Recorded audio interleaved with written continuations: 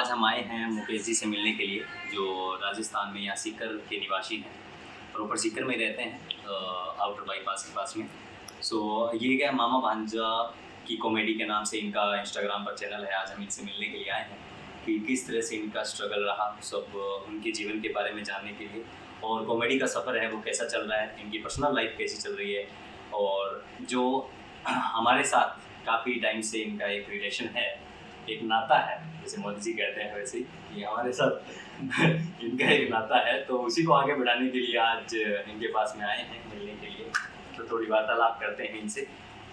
तो मुकेश जी, आप बताइए थोड़ा सा अपनी लाइफ के बारे में कि कैसा आपका स्ट्रगल का जो जर्नी है वो कैसी रही, आपका स्ट्रगल कैसे रहा, आपकी पर्सनल लाइफ कैसी चल रही है, तो उसके बारे में। सबसे पहले तो नमस्कार। जो संदीप जी का जो चैनल है यूट्यूब, सबसे पहले तो आप इसको फॉलो कर लीजिए। मैं मुकेश कुमार थारो मामा भांजा कॉमेडियन।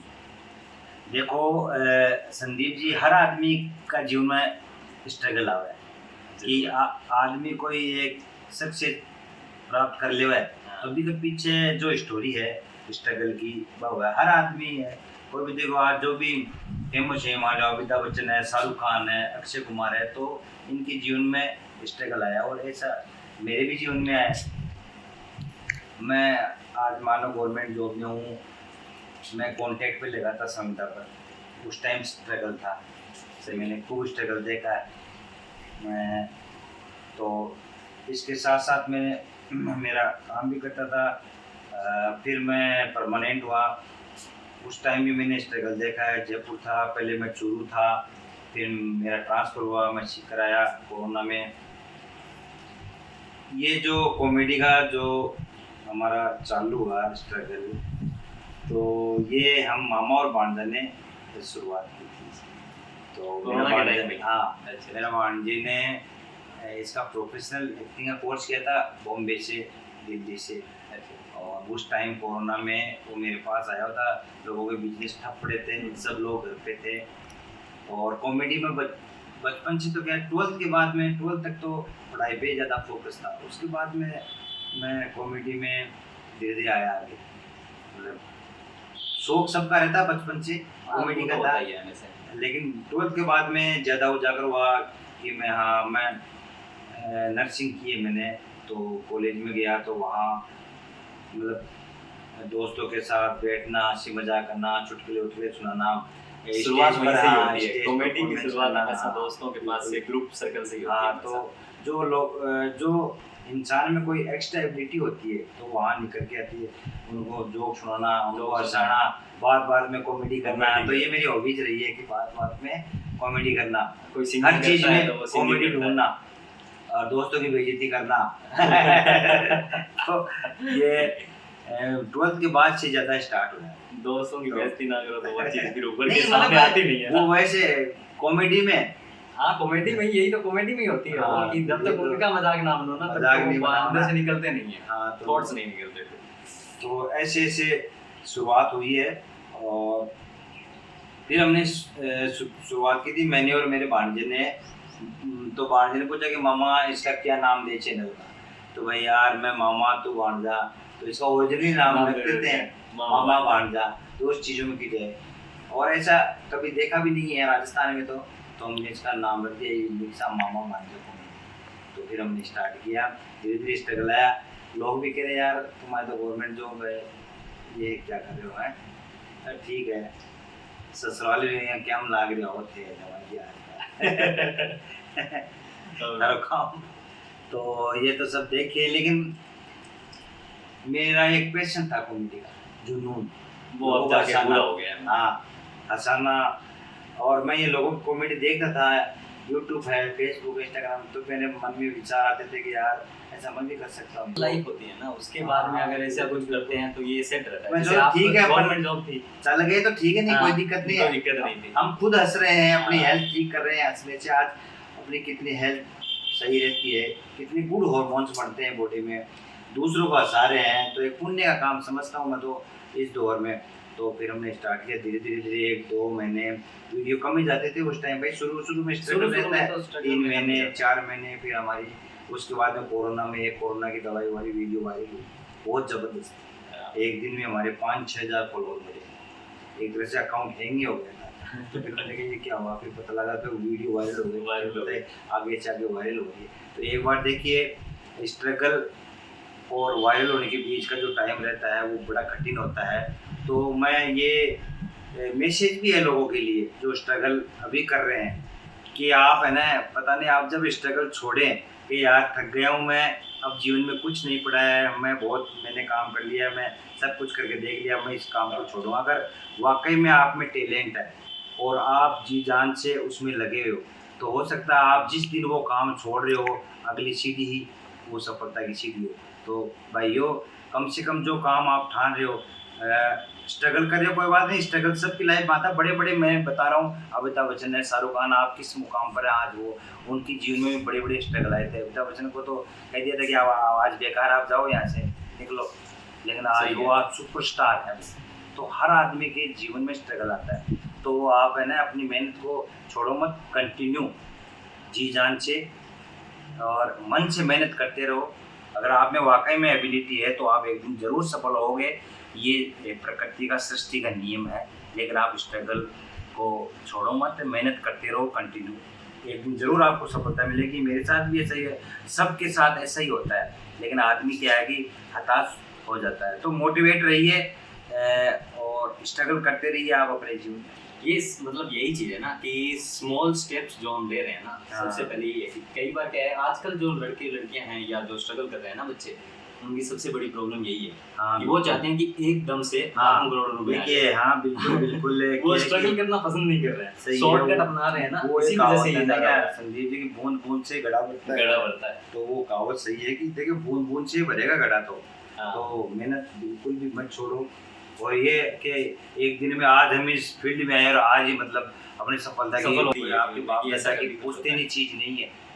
आपको वो बनाना पड़ेगा बैकग्राउंड, लोगों को जताना पड़ेगा हाँ कि मैं हूँ, ऐसा मेरे में है, एबिलिटी है, मेरे में काबिलियत है, आप मुझे देखिए, है ना। तो इसके लिए तो आपको मेहनत करनी पड़ेगी। आप जितना अपने आप को निखारोगे, तराशोगे, देखिए हीरा होता है ना, जो हीरा जो हमारे सामने होता है उसकी हालत वैसी नहीं होती है, वो बेडोल का होता है, कोई जानता भी नहीं है हीरे को। लेकिन जब उसको एक जोरी तराशता है तो फिर वो हीरा निकल गया। तो अपने आप को मेहनत कीजिए, स्ट्रगल वही है, वो अपने आप पर मेहनत होती है। मतलब हम अपने आप को उस काबिल बनाते हैं कि लोग हमें पसंद करें, हम वायरल हो।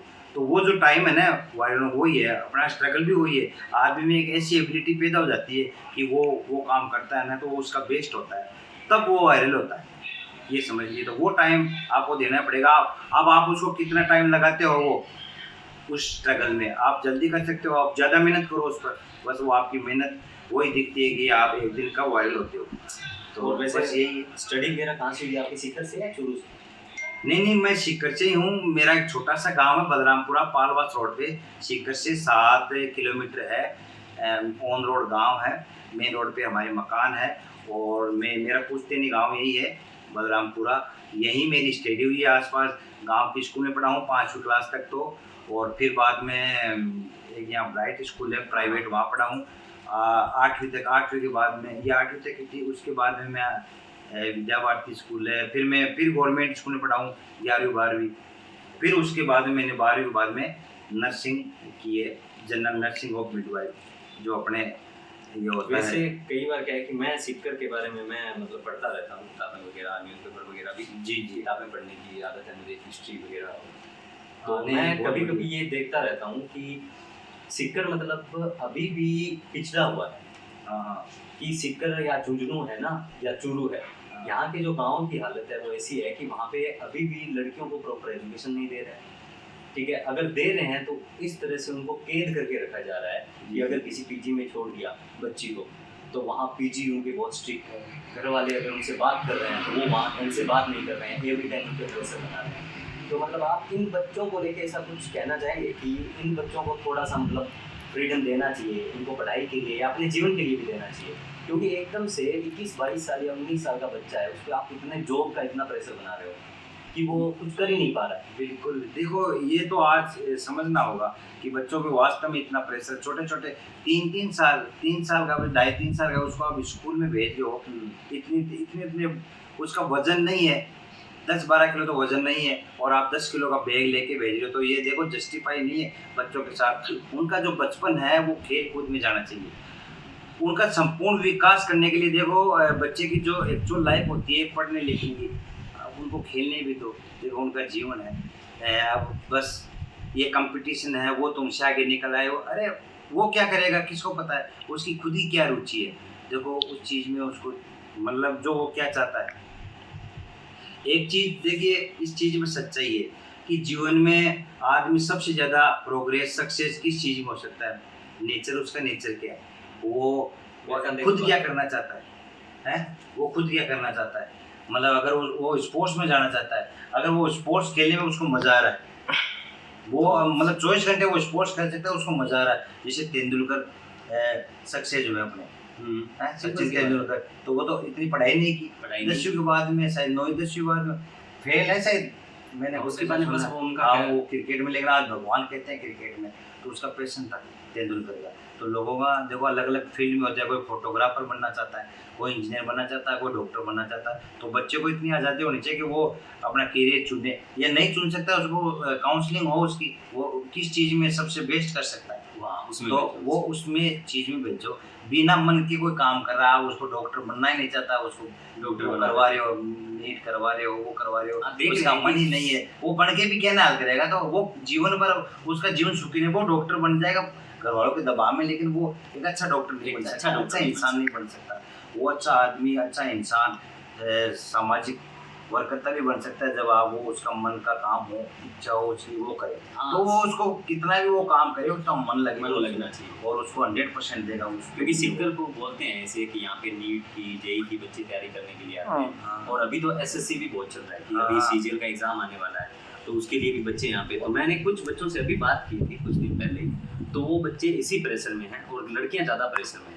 बिल्कुल, क्योंकि लड़कियों पे यहाँ पे देखा कि उनको मतलब अगर वो घूमने के लिए या फ्रूट्स लेने के लिए भी जा रही है तो भी उन पे एक प्रेशर है, घर वालों की तरफ से अलग प्रेशर है, अगर उनके पेरेंट्स जॉब में हैं तो और ज़्यादा प्रेशर है उन पे। बिल्कुल कि उनको मतलब अगर वो जॉब नहीं लगी तो बस सिर्फ उनकी शादी हो जाएंगी और उनके जीवन में कुछ रहेगा ही। इस तरह से बच्चों पे प्रेशर है, जो मैं भी मतलब बच्चों से बात करता हूँ या पेरेंट्स से बात करता हूँ, जैसे मैं पहले काउंसलिंग करता था बच्चों की, तो मैं उनके पेरेंट्स से भी सेम यही चीज़ कहता था कि बच्चों पे इस तरह का प्रेशर आप ना बनाएं, क्योंकि उससे क्या है कि ना तो वो अच्छे से तैयारी कर पा रहे हैं, अगर वो आईएएस बनना भी चाह रहे हैं ना, अगर वो सीजीएल की तैयारी करके कोई ऑफिसर बनना चाह रहे हैं एसएससी के अंदर, ठीक है, तो उसमें भी वो डर की वजह से उस एग्ज़ाम को पास नहीं कर पाते अच्छी तैयारी होने के बावजूद। बिल्कुल, क्योंकि एवरी डे जिस बच्चे का हॉस्टल में कोई दोस्त नहीं है, ठीक है, घर से अगर वो बात कर रहा है तो वहाँ पे पेरेंट्स हैं वो लड़ाई झगड़ा कर रहे हैं या उसके साथ में लड़ाई झगड़ा कर रहे हैं, या फिर बाद में सिर्फ यही बोलते हैं कि हाँ ठीक है तुम पढ़ो पढ़ो पढ़ो पढ़ो पढ़ो,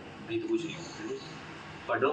लेकिन आराम से बात करके भी उनको समझाया जा सकता है, थोड़ा सा उनको फ्रीडम दिया जा सकता है, उनको घूमने की आज़ादी दी जा सकती है, क्योंकि 24 घंटे कोई भी बच्चा नहीं पढ़ सकता। बिल्कुल, देखिए जीवन में हर चीज़ जरूरी है, हमारे दिमाग को पूरे दिन काम करते तो रात को रेस्ट चाहिए। हाँ, अगर रेस्ट नहीं करेंगे तो हम काम ही नहीं कर सकते, सर भारी हो जाएगा। तो आप तो डॉक्टर हैं, आप ऑफिसर हैं, आप तो मेडिकल ऑफिसर तो हैं, तो जीवन में देखिए हर चीज़ के लिए पढ़ाई है, पढ़ाई भी जरूरी है, तो उसके लिए टाइम, खेल है वो भी जरूरी, अलग टाइम है। हाँ, आजकल इतने सुसाइड हो रहे हैं, वही कारण है, बच्चे मानसिक परेशान होकर सुसाइड कर रहे हैं। हाँ, क्योंकि बच्चे अपनी बात किसी को बता ही नहीं पा रहे हैं। हाँ, पेरेंट्स है वो प्रेशर डाल रहे हैं, दोस्त उनके बन नहीं रहे हैं।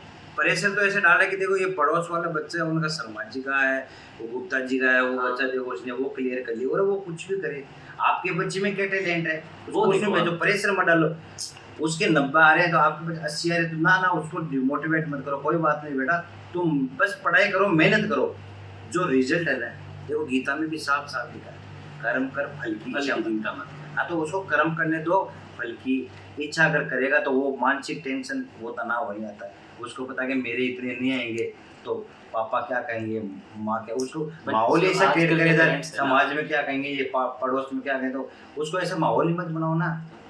आजकल के पेरेंट्स कंपेयर ज़्यादा करते हैं, कंपेयर मत करो। देखो आपका बच्चा यूनिक है, क्योंकि हर आदमी यूनिक है इस दुनिया में, उसके जैसा कोई नहीं। हाँ, तो आपके बच्चे जैसा नहीं है तो ये समझिए कि अब उसका क्या है इच्छा है, उसको वो कर लीजिए। करने दीजिए। इतना दबाव मत बनाइए दबाव मानसिक मत तौर पर बनाइए, कि वो कोई भी सुसाइड चीज़। कर ले। छोटे छोटे बच्चे सुसाइड कर रहे हैं आज, ये घटनाएं रोज हो रही हैं। मेरा ये इंटरव्यू लेने का पर्पज़ यही था कि बच्चों तक कुछ ऐसा संदेश जाए जो स्टडी कर रहे हैं और उनके पेरेंट्स तक जाए, क्योंकि आप यहाँ के लोगों से जुड़े हुए हैं। बिल्कुल। अगर उनके पास में अगर 10 पेरेंट्स के पास में ये वीडियो जाता है ना, हाँ तो अगर इस चीज़ को लेके, क्योंकि आप ऑलरेडी एक किसी गवर्नमेंट जॉब में हैं, ठीक है, हाँ। प्लस आप वहाँ पे आपके पास में बहुत सारे पेरेंट्स आते हैं, बहुत सारे बच्चे आते हैं, आप देखते हैं कि किस तरह से मतलब वहाँ बच्चे अपने पेरेंट्स की देख रेख करते हैं या पेरेंट्स अपने बच्चों की देख रेख करते हैं। तो उसी बिहाफ में मैं ये पेरेंट्स तक पहुँचाना चाह रहा था कि एजुकेशन को लेके है ना पहुँचना ज़रूरी है, कि यहाँ लड़कियों के पास में जो गाँव की लड़कियाँ हैं, बेटी बचाओ बेटी पढ़ाओ अगर अभियान चल रहा है, तो उसके हिसाब से बेटियों तक एजुकेशन जानी चाहिए और विदाउट प्रेशर दीजिए आप, वो बच्चे कामयाब होंगे। नहीं, लड़कियों को उतना ही पढ़ाओ भाई, जितना आप लड़कियों पर ध्यान दे रहे हो उतना लड़कियों को दोनों बराबर ही तो है। हाँ, और उनको थोड़ा सा फ्रीडम दो कि वो चीज़ें हाँ। सीखे। अगर आप उनको डिसीजन मेकर नहीं बना रहे हैं तो वो लाइफ में कैसे डिसीजन ले पाएंगे। हाँ, अब उसको लड़कों को आप बचपन से ही सिखा रहे हैं कि हाँ ठीक है, तुझे क्या करना है, बड़े होके ये पढ़ना है और उसके बाद में नौकरी करना है, फिर घर की जिम्मेदारी संभालनी है। लड़की को कोई कह रहा है तो सिर्फ ये है कि तुम्हें आगे जाके खाना बनाना है, क्यों चूल्हा चौकी करना हाँ। है। नहीं नहीं ऐसे- जिस तरह से लड़के को अगर मजबूत बना रहे हैं कि रोना नहीं है, तो लड़की को भी बनाएंगे। उसी हिसाब से उसको पढ़ाइए, उसी हिसाब से उसको परिवार की जिम्मेदारी दीजिए, ताकि अगर आप अपने परिवार की जिम्मेदारी देंगे तो जिस परिवार में भी हो जाएगी वहाँ भी वो अच्छे से जिम्मेदारी अपनी निभा पाएगी। बिल्कुल उसको इस काबिल बनेंगे। क्योंकि एक ही बच्ची है यहाँ पे सीकर में तैयारी कर रही है, वो सीए बनना चाह रही है एक्चुअली में, लेकिन पेरेंट्स उसको एसएससी करवा रहे हैं उसकी वजह से, और ऐसे पीजी में कि जहाँ पे उसके दोस्त भी नहीं हैं। तो मैं मतलब उन बच्चियों की कंडीशन समझता हूँ कि कितना प्रेशर होगा उन्हें। हाँ, वो तो गलत बात है। अगर वो सीए बनना सारी तो उसको सीए CA बनने तो बनाएगी। वो उसमें बढ़िया करेगी। आप उसमें थोपोगे वो तो कैसे तो रिजल्ट कैसे देगी आपको, और फिर दे ही नहीं सकती। ले ही नहीं सकते, उससे उसे प्रेशर की वजह अरे से आप वो रिजल्ट ले लोगे जबरदस्ती तो देखिए उसका आउटपुट हमेशा के लिए बढ़िया नहीं, बढ़िया नहीं। कुल मिला के उसके लिए जिंदगी में हमेशा वो एडजस्ट ही करती रहेगी। एडजस्ट जिंदगी चाहिए तो आप ऐसी लाइफ भी देते हो, ये नहीं है। बट जो लड़कों लड़की में एजुकेशन बराबर होनी चाहिए और चीज़ें थोपे नहीं, उनको सीखने दे जो वो सीखना चाहते हैं। बच्चे भी ध्यान रखें, लेकिन माता पिता का ऐसे नहीं है कोई नाम खराब करते हैं। हाँ, कहीं ठेके पे बैठे हो, हाँ, वो भी ध्यान रखें ऐसा कि नहीं हमें तो पूरी आज़ादी मिल गई, खेल रहे हैं कूद रहे हैं। हाँ, वो बच्चे भी उस बराबर आज़ादी समझे का और अच्छे माता से पिता फायदा भी उठाओ। समझे। हाँ, वो जो आज़ादी Positive मिल है। रही है उसको पॉजिटिव वे मिले। चलो राम राम। राम राम साहब, धन्यवाद। और फॉलो कर लो इंस्टाग्राम पर, हमें भी फॉलो कर लो, सर को भी कर लो। सैंडी वॉन्डर के नाम से इंस्टाग्राम आईडी है, वहाँ पे फॉलो कर लो। और मामा भांजा की कॉमेडी नाम से इंस्टाग्राम पर है, यूट्यूब पर भी है, और यूट्यूब पर ये तो आ ही रहा है। तो वैसे डिस्क्रिप्शन में सब कुछ लिंक वगैरह दिए हुए हैं, तो जाके वहाँ से कर लीजिएगा, और चैनल के डिस्क्रिप्शन में दिया हुआ है। और कोई भी अगर आपके मन में कुछ और हो कि नेक्स्ट कोई इंटरव्यू में हम क्या सवाल पूछ सकते हैं, तो वो कमेंट करके बता दीजिएगा। बहुत बहुत धन्यवाद। राम राम। राम। और